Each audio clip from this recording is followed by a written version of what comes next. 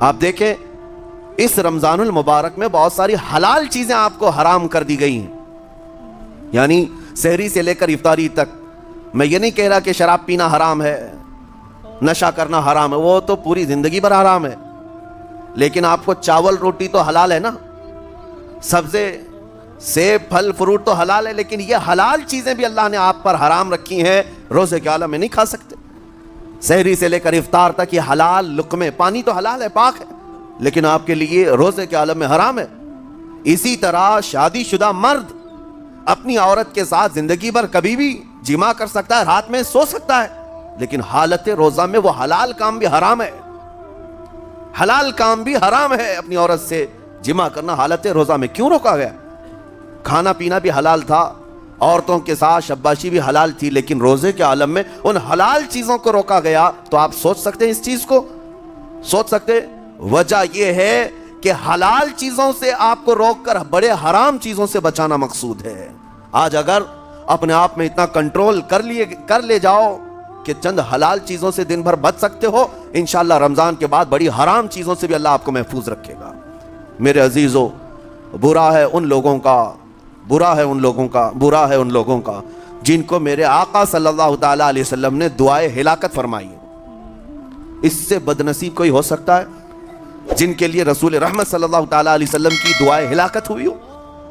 حضور صلی اللہ تعالیٰ علیہ وسلم ایک دن مسجد نبوی شریف میں تشریف لے جا رہے تھے، منبر پر آپ نے قدم رکھا، آمین کہا، پھر دوسرے زینے پر قدم رکھا، آمین کہا، تیسرے زینے پر قدم رکھا، آمین کہا۔ خطبہ مکمل کیا، صحابہ نے پوچھا یا رسول اللہ صلی اللہ علیہ وسلم ہر زینے پر آپ قدم رکھتے ہوئے آمین کس لیے کہہ رہے تھے؟ سنو، رسول پاک صلی اللہ علیہ وسلم ارشاد فرماتے ہیں کہ میں جب پہلے زینے پر قدم رکھا تو سید الملائکہ جبرائیل امین آئے اور دعا کرنے لگے۔ کیا دعا کیا؟ یوں کہا، یا رسول اللہ صلی اللہ علیہ وسلم وہ شخص ہلاک و برباد ہو جائے جو آپ کا نام سنے اور پھر اس کے بعد درود نہ بھیجے۔ حضور فرماتے میں نے آمین کہا۔ حضور کا نام سنتے ہی آپ کی زبانوں پر درود آ جانا چاہیے، اللہم صلی علی سیدنا محمد وآلہ وصحبہ وبارک وسلم۔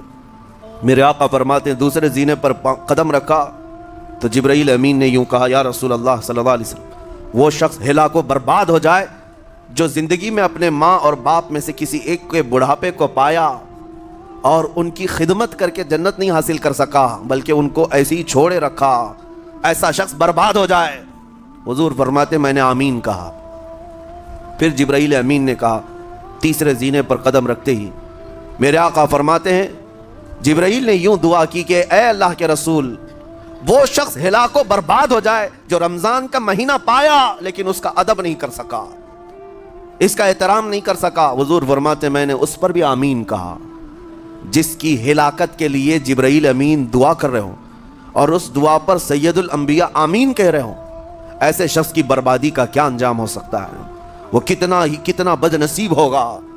اسی لیے میرے عزیزوں، مسلمانوں میں یہ رواج ہی نہیں ہونا چاہیے کہ اٹھ کر کے پوچھتے رہیں روزہ ہے کہ نہیں ہے، روزہ ہے کہ نہیں ہے۔ مسلمان ہے تو روزہ ہے، اور یہ کوئی آپشنلی عبادت نہیں ہے کہ 4 رکھ لیا 2 نہیں رکھا، آپشنلی نہیں، یہ فرض عین ہے۔ ایک روزے کو چھوڑنے کا گناہ فرمایا گیا 600 سال تک اسے دوزخ میں رکھا جائے گا، 600 سال تک۔ یہ معمولی چیز نہیں ہے، اور جن کے پچھلے روزے قضا ہو چکے ہیں معاف نہیں ہوں گے۔ تھپڑ مار لیں گال پہ، توبہ کر لیں، معاف نہیں ہوں گے۔ توبہ تو کرنے کے ساتھ ساتھ قضا بھی کرنا ہوگا۔ جب موقع ملے سال بھر میں اپنے چھوٹے ہوئے روزوں کو واپس کرنا ہے۔ اس کی اہمیت میں آپ کو بتا دوں، ایک روزہ اگر جان بوجھ کر کے کسی نے توڑا یا چھوڑا تو جانتے ہیں اس کا کفارہ کیا ہے؟ اس کا کفارہ یہ ہے کہ اس کے بدلے میں دوسرے دنوں میں 60 روزے کنٹینیو رکھے۔ رمضان کا ایک روزہ پورا کرنے کے لیے 60 روزے رکھنے پڑ جائیں گے۔ ہاں، اگر کسی عذر کی وجہ سے، کسی تکلیف کی وجہ سے چھوڑا تھا، بیمار تھا یا سفر میں تھا یا تکلیف کی شدت تھی، اس وجہ سے روزہ چھوڑا تھا، تو اس کے بدلے میں ایک روزے کی قضا ایک ہی روزہ ہوگی۔ لیکن بغیر کسی عذر کے، شہوت کی وجہ سے، نفس پرستی کی وجہ سے توڑا تھا یا چھوڑا تھا تو پھر 60 روزے رکھنے پڑ جائیں گے۔ اس سے اندازہ ہوتا ہے کہ ایک روزے کی اہمیت کیا ہے رمضان کے۔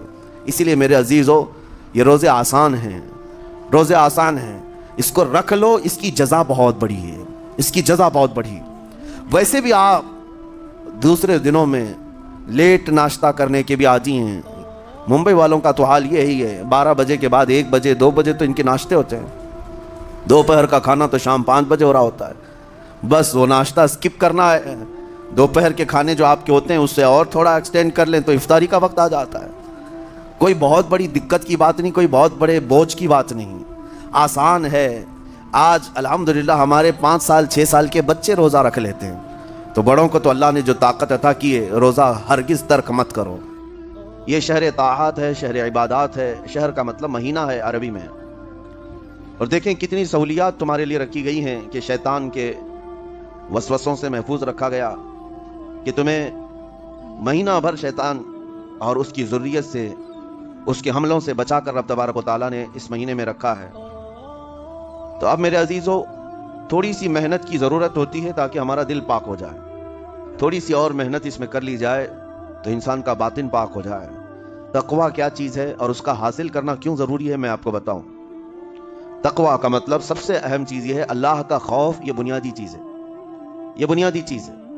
और ये अगर बुनियाद है तो हर अमल में आपके तक़वा हासिल हो जाएगा। नमाज क्यों पढ़ते हो?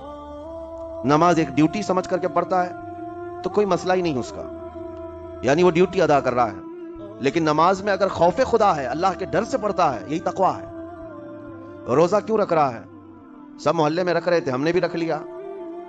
रोज़ा इसलिए रख रहा हूं कि लोग बुरा ना समझें या इस्लाम का एक हिस्सा है। इतनी ही नीयत थी तो फिर उसने रोज़े से कुछ हासिल नहीं किया, लेकिन इसी रोज़े को अल्लाह के खौफ से रखा, यही तक़वा है। तो खौफ खुदा, अल्लाह का खौफ आ जाना हर अमल में, यही तक़वा है।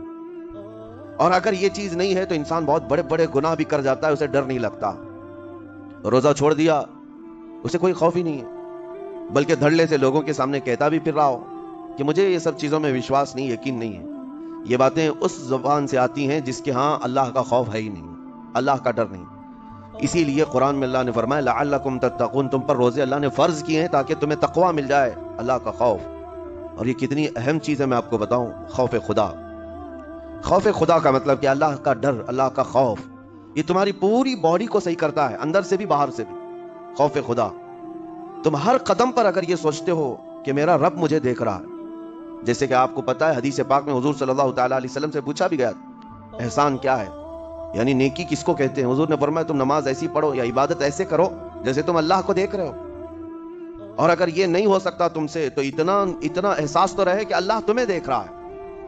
तो हर अमल में तुम्हारे ये सोच आए कि मुझे मेरा रब देख रहा है, तुम्हारे कदम संभल जाएंगे। अस्सलाम वालेकुम दोस्तों, उम्मीद करता हूं कि आपने मुफ्ती सलमान अंजरी साहब का ये पूरा वीडियो देख लिया होगा। इस वीडियो को देखकर रमजान के ताल्लुक से आज हम सब ने क्या सीखा है, अपना राय कमेंट में जरूर दे दोस्तों। लेकिन कमेंट करने से पहले इस वीडियो को ज्यादा से ज्यादा शेयर करें ताकि हर मुसलमान तक ये पैगाम पहुंचना चाहिए दोस्तों इस वीडियो के जरिए से। तो इस वीडियो को शेयर करें सब आपकी नीयत से दोस्तों। तो इसी के साथ हमें दीजिए इजाजत। अस्सलाम वालेकुम रहमतुल्लाहि बरकातहू।